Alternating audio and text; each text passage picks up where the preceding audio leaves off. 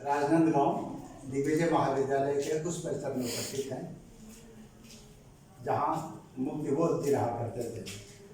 उस परिसर को प्रदेश सरकार द्वारा स्मारक घोषित कर दिया गया है। इसी स्मारक में आज हमारे बीच उपस्थित हैं श्री कनक तिवारी जी। तिवारी जी के बारे में संक्षेप में अपने लिए बताना है कि आप एकमात्र व्यक्ति हैं अभी जो मुक्तिबोध के समकालीन हैं और उनके साथ ही इस महाविद्यालय में आपने अध्यापन कार्य किया है। आप छत्तीसगढ़ हाईकोर्ट बार एसोसिएशन के मेंबर हैं और उच्चतम न्यायालय के भी सदस्य हैं। तो तिवारी जी, मैं आपको प्रणाम कर रहा हूँ, आपसे निवेदन कर रहा हूँ। मैंने पढ़ा है कि आप 23 साल की उम्र में इस महाविद्यालय में अंग्रेजी विभाग के प्रधान के रूप में पढ़ाने आ गए थे। 64 में मुक्तिबोध जी दिवंगत हो गए थे। कितने दिनों तक आपका साथ रहा उनके साथ? जो साथ जो है उसका दिग्विजय महाविद्यालय से केवल रिश्ता नहीं है। मुक्तिबोध को मैंने सबसे पहले देखा 1958 में, जब मैं साइंस कॉलेज रायपुर का विद्यार्थी था प्रथम वर्ष में। तब वो हमारे महाविद्यालय में हिंदी साहित्य समिति का उद्घाटन करने आए थे। राजनांदगांव में वो नौकरी पर आ चुके थे। उस समय ललित मोहन श्रीवास्तव हमारी हिंदी साहित्य समिति के अध्यक्ष थे, जो हमसे 5 साल सीनियर थे। बाद में वो भौतिक शास्त्र के प्राध्यापक बने और हिंदी के बहुत अच्छे कवि थे, रायपुर के रहने वाले।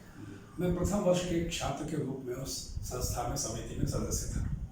तब पहली बार हमने मुक्तिबोध को देखा, उससे बात की। सूती कोट जैसा होता है उस तरह से पहन के आए थे, बादामी हल्के बादामी रंग का, और उन्होंने भाषण दिया था।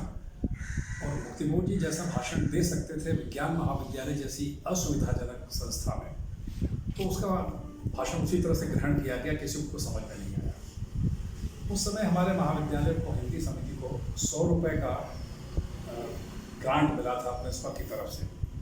उतना ही मिलता था क्योंकि हिंदी साहित्य की विज्ञान महाविद्यालय में 2ym दर्जे की स्थिति थी, क्योंकि वो अनिवार्य विषय नहीं था।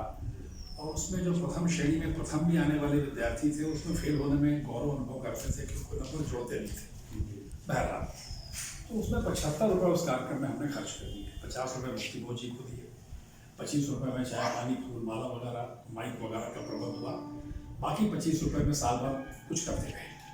लेकिन वो मुक्तिबोध से हमारी पहली मुलाकात थी। चूँकि मैं राजनांदगांव का रहने वाला हूँ और 1958 में मतलब 57 की जुलाई अगस्त में मैं रायपुर में साइंस कॉलेज में भर्ती हो गया था, तो राजनांदगांव आना जाना तो लगा रहता था। उनके यहाँ आने के बारे में जानकारी थी। उनके बेटे रमेश जो है सबसे बड़े, वो मेरे मित्र हैं। मैंने तकनीकी तौर पर 2-4-6 महीने उससे बड़े ही होंगे। और उसके बाद हमारे एक और मित्र थे विलास खरे, अब वो नहीं रहे।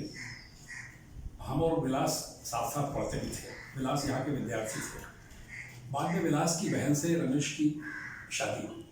तो इस तरह से मुक्तिबोध को हमने अपने पिता के रूप में देखा लगातार, जब तक हम यहाँ आते रहे। आप ये सब अध्यापन कार्य करते थे, तो एक शिक्षक के रूप में मैं आपको बता रहा हूँ, 1963 की 11 जुलाई को 11:02 पर मैं इस महाविद्यालय में प्राध्यापक बनने आया। कुशलीला जी शुक्ल ने मुझे नियुक्ति दी थी और मैं सबसे पहले स्टाफ रूम में गया, जो उस समय प्राचार्य जिस कक्ष में बैठते थे ठीक बाजू में 4 लोग बैठते थे। हिंदी में बख्शी जी और मुक्तिबोध, अंग्रेजी में प्रोफेसर निर्मल चंद पाठक और मैं, बाकी सबके अलग अलग कमरे थे। तो निर्मल चंद पाठक बहुत घरेलू किस्म के थे। उनके पास स्कूटर था, हमारे पास साइकिल थी। अरे काम करने के बाद वो तुरंत घर चले जाते थे और हम लोग रहते थे। मुझे घर से लगाव नहीं था, कॉलेज से लगाव था। तो मैं बख्शी जी और मुक्तिबोध के बीच में सैंडविच होता रहता था। बख्शी जी एक आराम कुर्सी में बैठे रहते थे, मुक्तिबोध की कविता नहीं सुनते थे और छत्तीसगढ़ी में भी कहते थे मुझसे कि तुमको इसकी कविता समझ में आती है क्या? तो मैं पूरी ईमानदारी से कहता था कि हाँ मुझे आती है, क्योंकि मैं अंग्रेजी का अध्यापक था। तो बख्शी जी मुझसे अधिक ईमानदारी से कहते थे कि मुझको नहीं आती है। तो मैं मुक्तिबोध की कविताएँ सुनता था वगैरह। मुक्तिबोध और बख्शी जी दोनों अच्छे शिक्षक नहीं थे। अच्छे शिक्षक का मतलब जो लंबो चप्पो करते हैं, जो डांट डपट करते हैं, जो बहुत झूम झूम कर पढ़ाते हैं, जो विद्यार्थियों की राजनीति में दिलचस्पी लेते हैं, नंबर भी बढ़ाते हैं, ट्यूशन भी करते हैं, उनके माता पिता से शिकायत भी करते हैं, हर समय लोकप्रिय बनने की कोशिश करते हैं। ऐसे अध्यापकों में कई नस्ल के गुण होते हैं। उनसे दोनों वंचित थे। बख्शी जी जब पढ़ाते थे तो बख्शी जी का गला खराब हो गया था, तो बहुत सी बात पीछे वालों को समझ में नहीं आती थी, लेकिन उनका सम्मान इतना ज़्यादा था इस शहर में, कॉलेज में, कि हर एक विद्यार्थी के पिता के वो गुरु रह चुके हैं, मेरे भी पिता के गुरु थे, तो सब लोग शांतिपूर्वक उनको सुनते थे। मुक्तिबोध जी अलग तरह के थे, वो बोलते थे, उसको समझते थे, लेकिन वो ये समझते थे कि जो मैं कह रहा हूँ मानसिक स्तर, भौतिक स्तर इन बच्चों का ऐसा होगा कि मुझे समझ नहीं, जबकि उसमें फासला होता था। तो जो पढ़ाते थे वो तो दुर्लभ था। अगर मुक्तिबोध और बख्शी जी किसी ऐसे महाविद्यालय में हुए होते, ऐसे मुल्क में हुए होते जो इजराइल होता या इंग्लैंड होता या अमेरिका होता, कनाडा होता, उसको रिकॉर्ड कर लिया जाता, तो ये सवाल आप नहीं पूछते, क्योंकि वो इतने दुर्लभ शिक्षक थे कि जो कुछ उन्होंने बच्चों को पढ़ाया वैसा तो कई लेखक लिख नहीं पाए। लेकिन शैली की मैं बात कर रहा हूँ, तो ये एक मुख्य बात थी। और मुझे अपनी लोकप्रियता की बहुत चिंता थी, क्योंकि मैं 2 बरस की नौकरी पर आया था कॉन्ट्रैक्ट पर।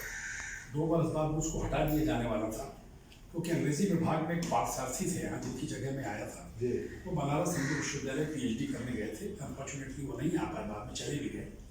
तो मुझे कहा गया था 2 साल बाद आपको जाना है, तो 2 साल तक मैं टिका रहूँ, और मैं इसी शहर का हूँ, वो बहुत कम उम्र का हूँ, 24 साल का भी नहीं था।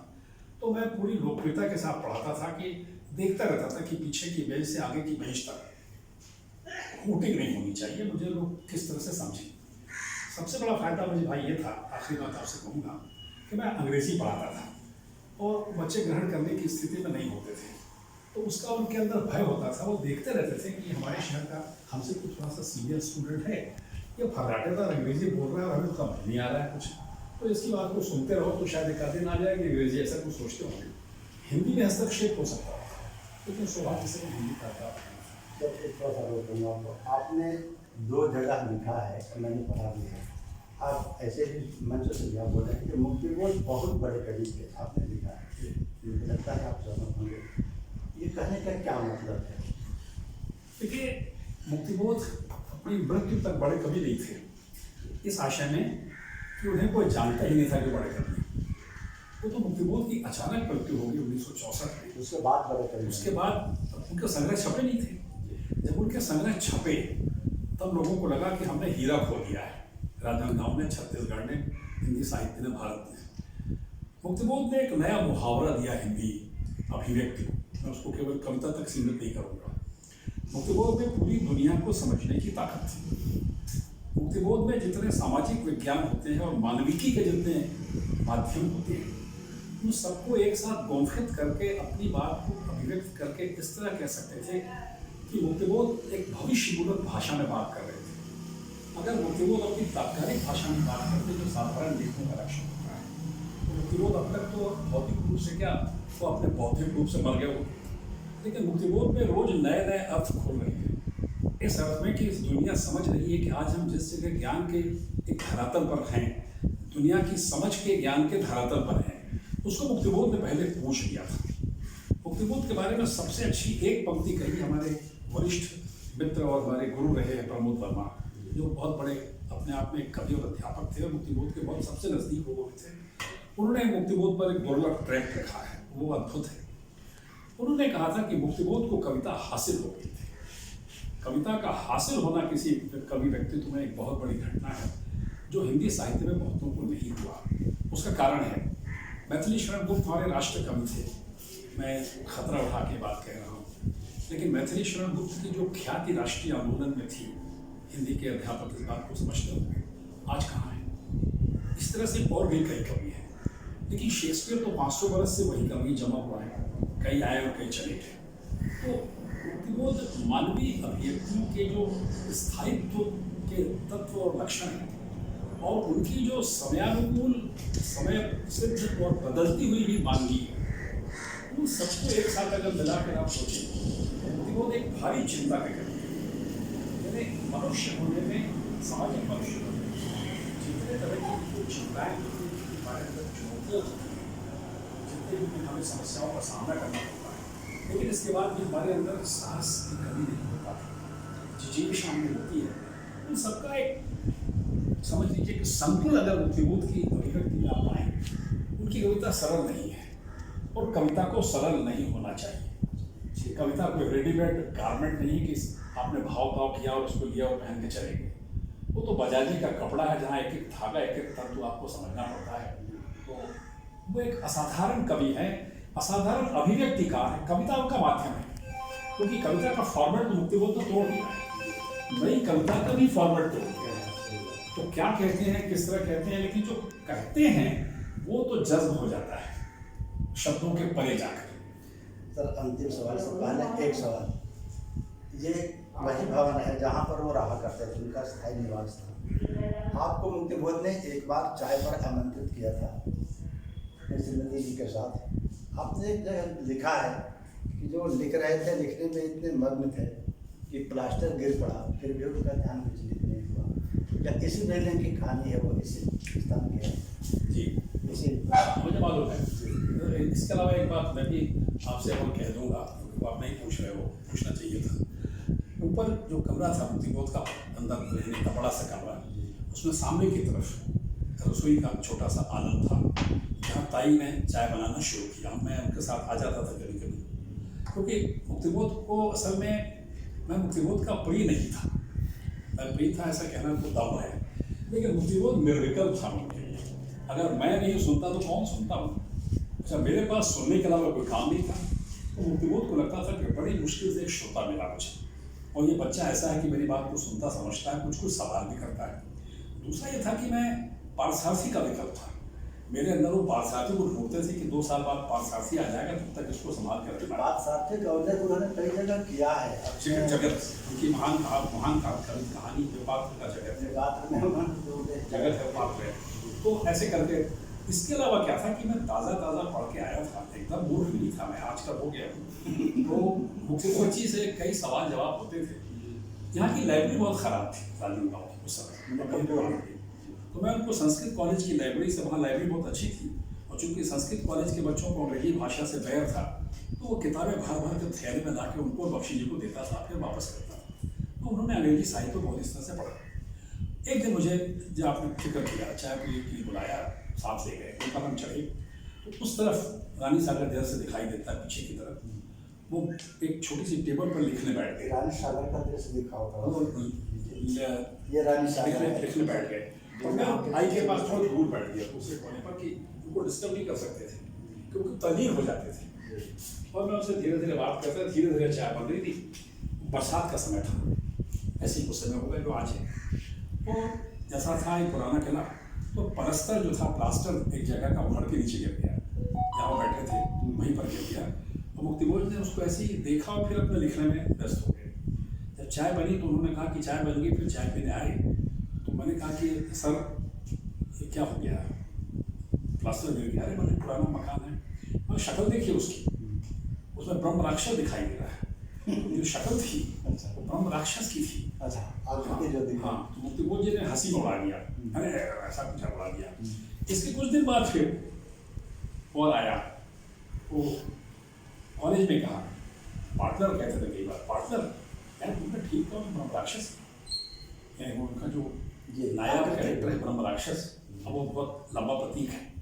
मैं आपको अपनी तरफ से एक बात करूँगा, जो संसार में सौभाग्य सिर्फ मुझको मिला, यहाँ तक तो मुझे पता है, और किसी को मिला हो तो मैं मुकाबला नहीं करूँगा। मुक्तिबोध की महान कविता है आशंका के द्वीप अंधेरे में। उसमें आशंका के द्वीप शब्द पहले था, अब नहीं है। जिस पहले मकान में रहते थे, उस पहले मकान के पीछे बूढ़ा सागर है, बूढ़ा सागर की पटरियाँ हैं। साइंस कॉलेज है, दिग्विजय कॉलेज में शाम का वक्त था, हम उनके साथ निकले। हम उनके साथ, जिसको हम लोग चांदमारी कहते थे, पीटीएस पश्चिम दिशा की तरफ, हम वहाँ पैदल घूमने जाते थे। तो उस समय मुक्तिबोध केवल गद्य पर बात करते थे, क्योंकि मुझे गद्य आता है, पद्य नहीं आता, कविता नहीं आती। तो अंग्रेजी गद्य में कॉलेज मेरा फेवरेट पसंदीदा समालोचक है। जो मुक्तिबोध ने उस तरह के त्रिआयामी बहुत सी चीज़ें कही।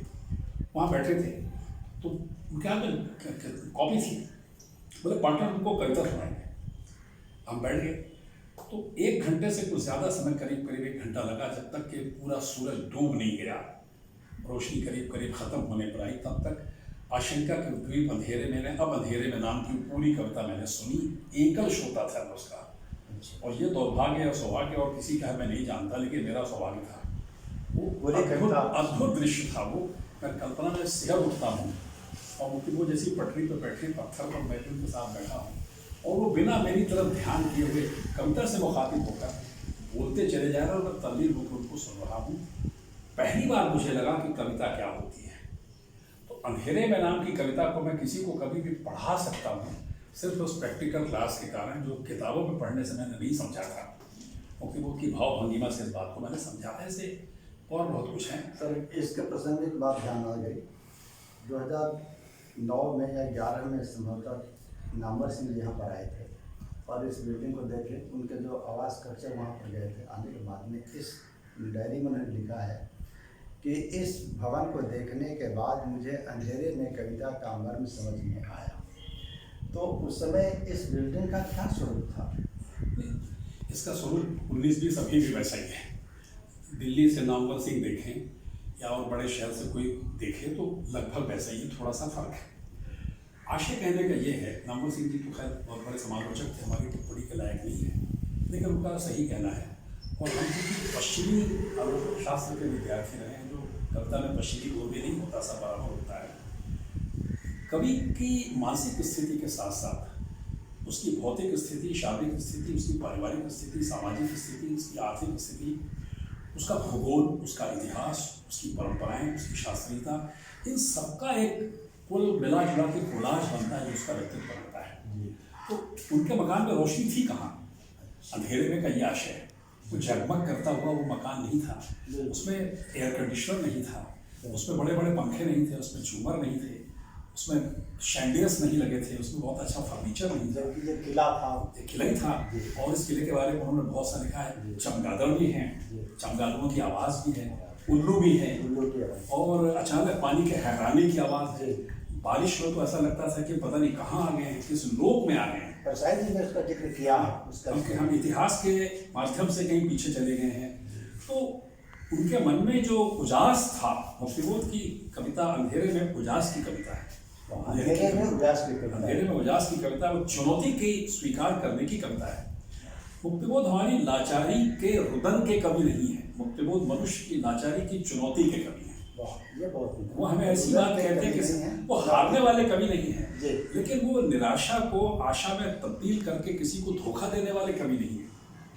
सर अंतिम सवाल बस, राजनांदगांव उसमें वामपंथियों का अड्डा था, आपने लिखा है, और मुक्तिबोध जी वामपंथ से प्रभावित थे, अड्डा कैसे बना? मैं थोड़ा सा बोलने सवाल है, मैंने सूत्र में लिखा है, आप उसको अलग से पूछेंगे। दरअसल राजनांदगांव एक रियासत है जो रही है। राजनांदगांव में जवाहरलाल नेहरू के व्यक्तित्व के कारण शुरू से पूरे देश में यहाँ भी कांग्रेस का गढ़ रहा है, और कांग्रेस में बुर्जुआ किस्म के, तकियानूस किस्म के लोगों का बहुमत आज भी होगा शायद, मालूम नहीं, लेकिन पहले तो था। उसमें व्यापारी लोगों के, इस तरह के लोगों के प्रतिनिधि थे। यहाँ का सबसे बड़ा जो मानवीय केंद्र है ऊष्मा का, ऊर्जा का, वो है बीएनसी मिल्स। बीएनसी मिल्स के मजदूरों के कारण इस शहर में धड़कन महसूस होती थी। सुभाष बाबू का फॉरवर्ड ब्लॉक के कॉमरेड रुईकर और उनके बाद के लोग, उसमें वसंत साठे वगैरह भी बाद में आते थे। यहाँ आंदोलन लगातार होते रहते थे। वो प्रजा सोशलिस्ट पार्टी का गढ़ था। प्रजा सोशलिस्ट पार्टी में ठाकुर दरबार सिंह थे, हाँ ठाकुर दरबार सिंह थे, प्यारेलाल सिंह का ये जिला है, और बहुत से लोग थे, जेपी फ्रांसिस थे, मदन तिवारी थे, दरबार सिंह थे, तमाम लोग थे। इसके साथ साथ बीएनसी मिल्स के संदर्भ में, लेकिन बीड़ी मजदूरों के संदर्भ में, नांदगांव बीड़ी बनाने का बहुत बड़ा कारखाना है, इलाका है पूरा छत्तीसगढ़ नांदगांव। बीड़ी मजदूरों को और कुछ और कपड़ा मजदूरों को छोड़ के बाकी मजदूरों को संगठित करने के लिए कम्युनिस्ट पार्टी ने ध्यान दिया, जो पीएसपी ने ध्यान नहीं दिया। कॉमरेड प्रकाश राय को इस बात का श्रेय है कि उन्होंने राजनांदगांव में वामपंथी आंदोलन की सूत्रपात किया, उसकी जब डाली। मेरी जानकारी के हिसाब से नाम शायद मैं गलत बता सकता हूँ, आप तो देखें, बंगाल के बहुत बड़े नेता थे बिपिन चंद्र पाल, या उनके समकक्ष कोई और, भारतीय राष्ट्रीय कांग्रेस के बहुत बड़े नेता, उनके वो नाती थे प्रकाश राय, बहुत बड़े खानदान के थे। उन्होंने वो सच्चे कम्युनिस्ट थे और बहुत प्रभावशाली थे। तब उन्होंने यहाँ कम्युनिज्म एक तरह से पैदा किया। फिर कन्हैयालाल अग्रवाल हैं, नंदूलाल छोटिया हैं, अटल बिहारी दुबे हैं, बाजीराव शिंदे हैं, रमेश याज्ञिक हैं, शरद कोठारी हैं, और तमाम लोग, रोहिणी चौबे हैं, गंगा चौबे हैं, कई लोग, ये कम्युनिस्टों का। तो कम्युनिज्म में अब मैं खतरा उठा के कह रहा हूँ, लेकिन क्या फर्क पड़ता है। कम्युनिस्ट लोग वाचाल होते हैं, तो अपनी बात को कहते हैं, लेकिन जोर से कहते हैं कि खूब सुनाई पड़ती है। तो इस वजह से उनकी वाचालता के कारण नांदगांव कम्युनिस्टों का गढ़ था, लेकिन जीतते नहीं थे कोई चुनाव। प्रजा सोशलिस्ट पार्टी पूछने वाला प्रजा सोशलिस्ट पार्टी तो चुनाव जीतती थी। फ्रांसिस साहब यहाँ से जीते, मदन तिवारी तो काफी में जीते रहे, भगवती बाबू यहाँ के म्यूनसिपल के प्रेसिडेंट बने, और भी कई लोग हुए, विद्याभूषण ठाकुर जीते, ऐसे बहुत से लोग जीते। वो जीतते नहीं थे, लेकिन धमक उनकी होती थी। एक तो लाल झंडा देख करके आदमी ऐसी बोला जाता था कि कुछ है, और फिर अंतर्राष्ट्रीय बात करते थे, फोटो बड़ी बड़ी लगाते थे और खूब जोर से बोलते थे। तो लेकिन बौद्धिक तो थे, यानी कांग्रेस, प्रजा सोशलिस्ट पार्टी, नांदगांव की प्रजा सोशलिस्ट पार्टी से लोहिया और जयप्रकाश का नाम मत लीजिए, और यहाँ के कम्युनिस्ट पढ़े लिखे लोग उनके साथ थे। रमेश भाई थे, शरद भाई थे, प्रकाश राय खुद थे, नंदूलाल चौधरी हमारे साहित्यिक गुरु थे, और कई लोग थे। तो इसलिए वो ये सब चलता रहता था। लेकिन एक शाम के बाद में राजनांदगांव में राजनीति खत्म हो जाती थी। राजनांदगांव में राजनीति आज़ाद चौक में होती थी, जब जयस्तंभ चौक नहीं बना था, वही भाषण होते थे सबके, और उसके बाद में मोती हलवाई के या मानव मंदिर के चौराहे पर आके पान के ठेले में या होटल में बैठ के पूरी पॉलिटिक्स हो जाती थी और बात खत्म हो जाती थी। समरसता का ये सबसे बड़ा केंद्र है हमारे छत्तीसगढ़ का। बहुत अच्छी। सर, आप इस महाविद्यालय के नहीं बल्कि इस राजनांदगांव के प्रत्यक्ष इतिहास हैं, साहित्य के भी और राजनीति के भी, जैसे कि हम सब ये सुन रहे हैं, देख रहे हैं। ठाकुर सब कुछ पूछना है और किसी पत्र में अब ये इतिहास है हमारे भी, और ऐतिहासिक महल में हम इतिहास है कि फॉसिल है, तो इतिहास को हम लोग देख नहीं रहे, सुन रहे हैं, पढ़ नहीं रहे हैं, इतिहास को सुन रहे हैं। आपको सुन के ऐसा लगा कि पूरा इतिहास सामने आ गया।